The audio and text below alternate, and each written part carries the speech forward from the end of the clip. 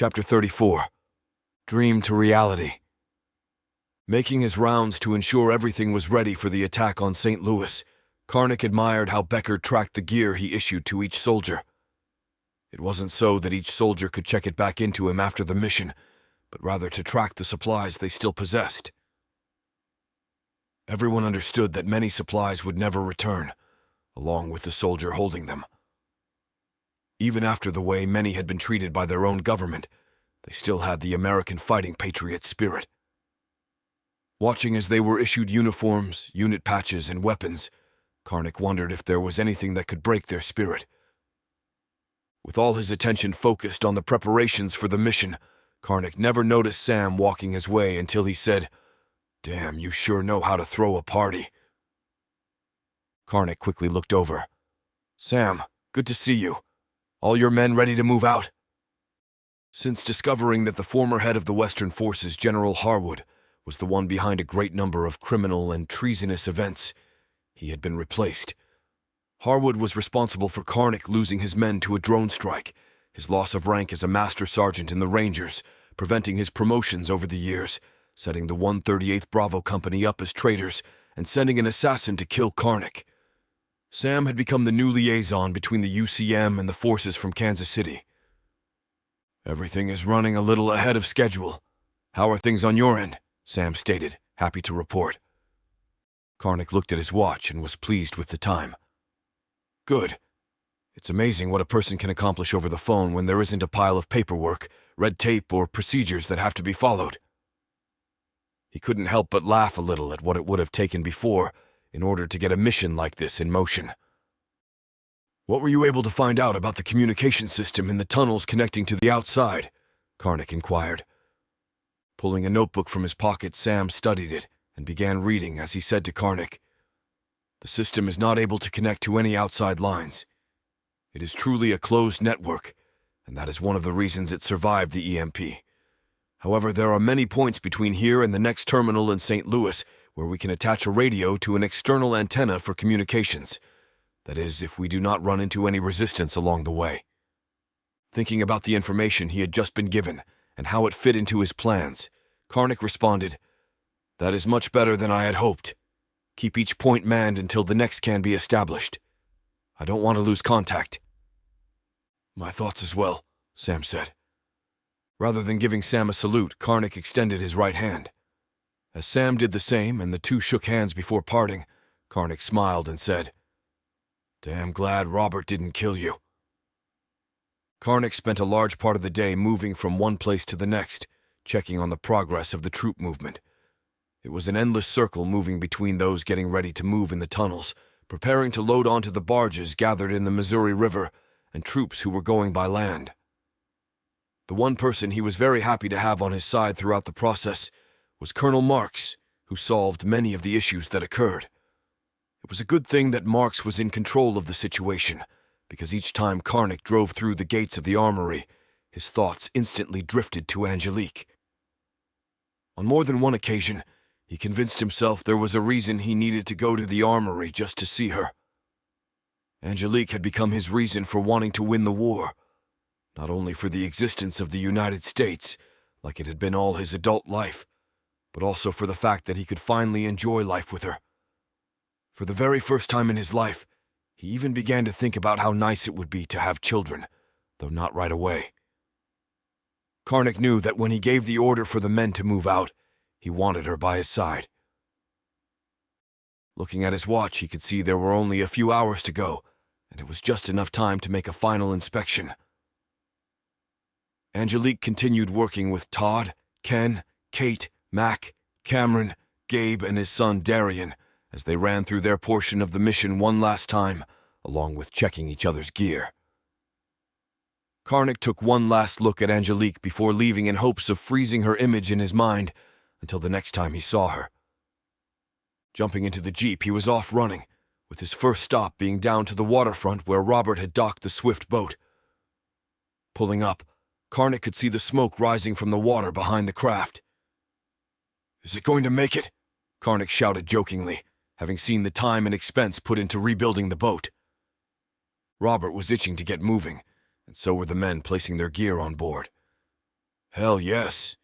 If we had a few more of these things, there wouldn't be any need for the rest of them. Robert pointed out to the barges being loaded with troops. Well, we are damn lucky to have this one, so don't sink it, Karnak suggested. Slapping the side of the cabin, Robert smiled. Hell, it almost has enough horsepower to outrun a bullet. Don't worry about that. Seeing that most of their gear was already on board and many of them were conducting final checks, Karnak felt there was no need to ask if they would be ready to push off by 2000 hours. Rather, he looked to the man who had become a close friend and said, There is no point in telling you to be safe, not where you men are heading. So take risks and fight hard. With that said and a final wave, Karnak returned to his final preparations.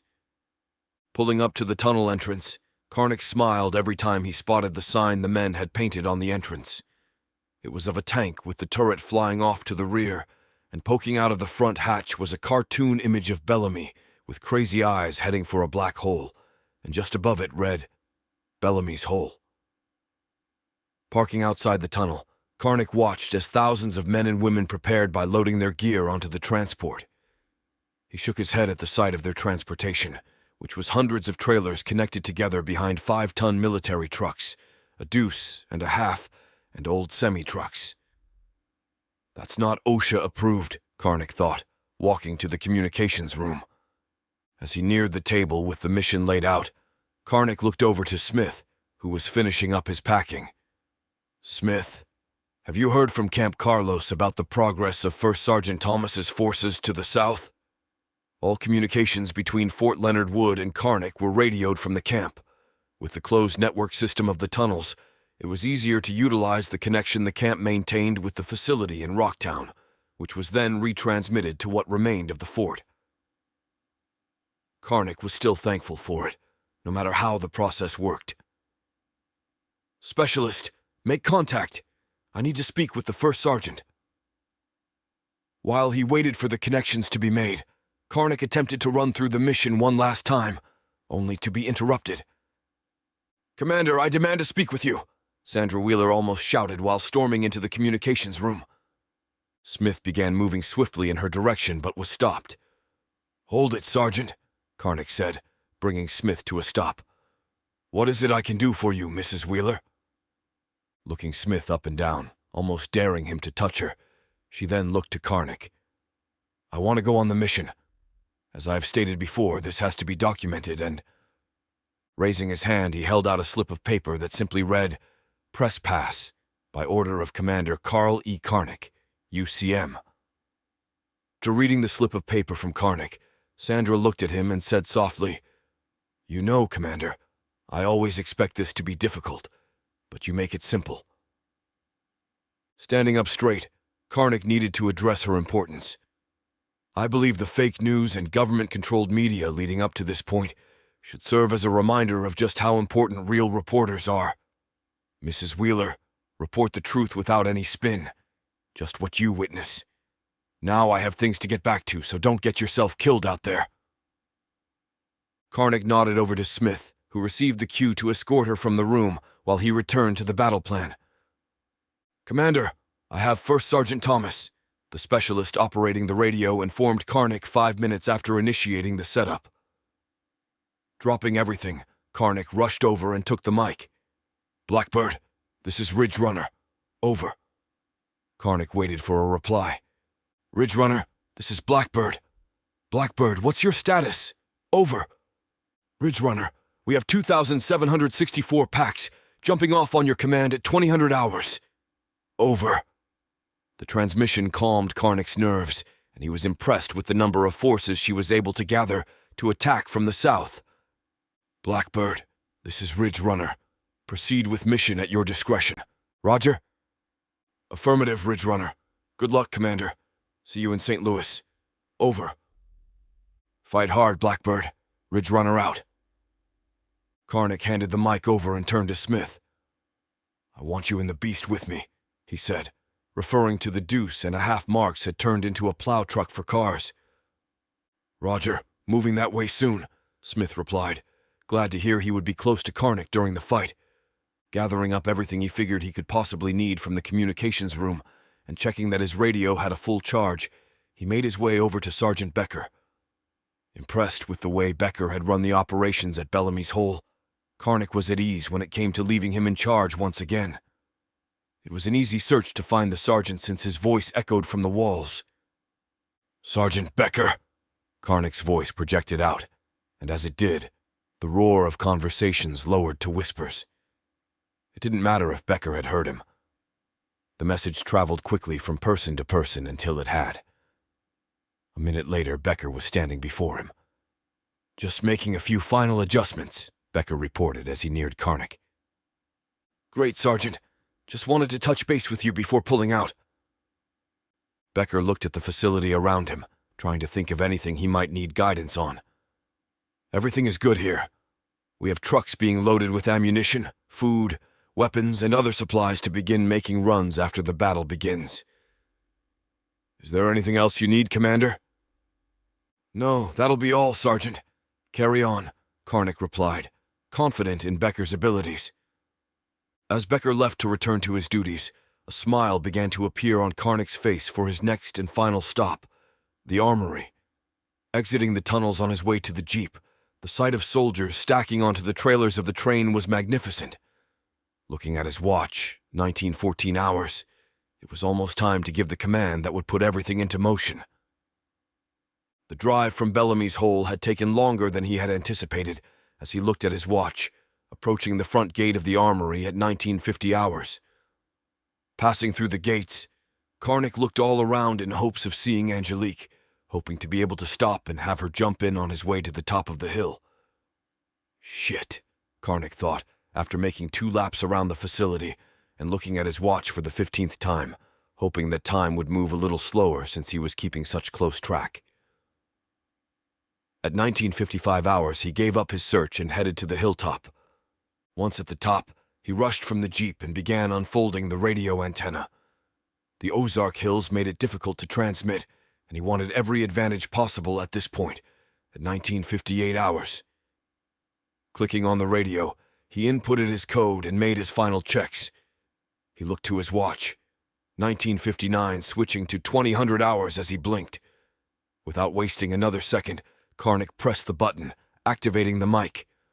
"Guardian, Guardian, Guardian, this is Ridge Runner. Mission is a go. I repeat, mission is a go. Strike like lightning, soldiers." From a young age, Karnak enjoyed being around creeks and rivers. The soothing sounds they made always brought him comfort. Now, standing in his favorite spot at the armory, high above the Missouri River, he drew in a deep breath of the damp evening air. Listening to the water as it flowed, Karnak tried to clear his mind of the world around him, but the struggles of command weighed on him heavily. This was the largest mission he had planned in his life, and it prevented him from relaxing, especially since he had given the order to execute. Looking over to his left at a large rock with Captain Andrew C. Sawyer carved into it, Karnak asked, "How did you do it, sir?" "He had a hell of a sergeant with him, would be my guess." Karnak lost his breath for a second upon hearing Angelique's voice. As she walked over and stood beside him, he felt everything would be a success, and calm came over him as they looked out over the river, full of barges floating down with thousands of soldiers heading to battle in St. Louis. Karnak turned to Angelique and pulled her in close, sliding his hands along her narrow waist. The farther his hands traveled, the tighter her body pressed to his, until they both had to breathe softly. Staring deep into her eyes, with lips seeking to complete their joining together, Karnak said just before they met, "I love you, Angelique." Never before had she cared to hear those words spoken to her, but now they were the most beautiful song she had ever heard. Feeling the approach of another person, Angelique slightly opened her eyes as they kissed, eyes that flew open as she felt her nightmare coming true. Just 10 feet away, General Harwood stood with a pistol pointed at them, his finger on the trigger. "Well, Karnak, now I'm going to finish what was started years ago." Every soldier for miles heard the shot ring out as they looked to the hilltop cemetery.